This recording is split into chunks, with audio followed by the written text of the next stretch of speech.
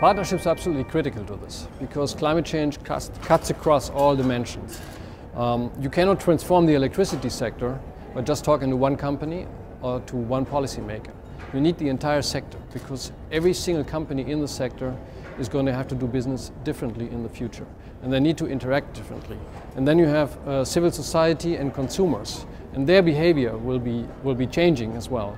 Electricity networks will be bidirectional. There will be a lot of distributed energy. There will be the internet of electricity. And so if everything changes, you need to have everything around the table to generate a consensus. And it's great to see that Chile is putting together its national action plan in the context of a broad public consultation process.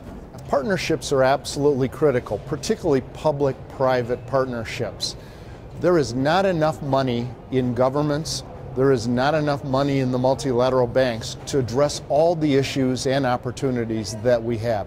Only through market forces and active involvement of the private sector can we find this compounding effect where we can accelerate change and we could leverage the limited public funding to be able to make the scale of improvements necessary. We've been working with 3GF on a broad range of things. But more concretely, in the private sector of the IDB, we work a lot with private companies. We go out, we offer them an assessment of where they are, for example, in terms of energy efficiency, or in terms of shared value projects and shared value opportunities. So you could have a company that is operating in an area like the gentleman from CMPC was saying this morning, running a forestry project. And they're looking at the neighboring communities purely from a risk mitigation perspective. Now, if you go in and you say, let's look at the shared value opportunity here.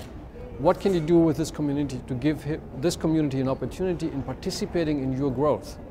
And you define a new aspect of this business model, be it a new product or be it a new way to work with this community and give them some chunk in the upside.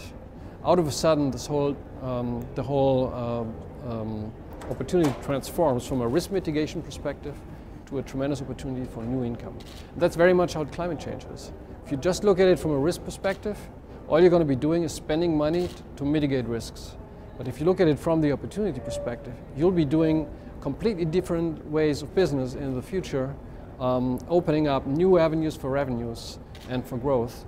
And that's what this is all about. And the dialogue between the public and the private sector, including civil society and other stakeholders, makes this possible. Well, the partnership with the Global Forest Watch of WRI is of particular interest to us. I mean, we work a lot with land use and land use change. We need state-of-the-art technology in relation to satellite imagery and remote sensing, and they can provide that. So we are actually about to discuss a partnership with the Global Forest Watch, which was somewhat initiated through this meeting, and that is going to be very helpful for us and the work that we're doing in Brazil.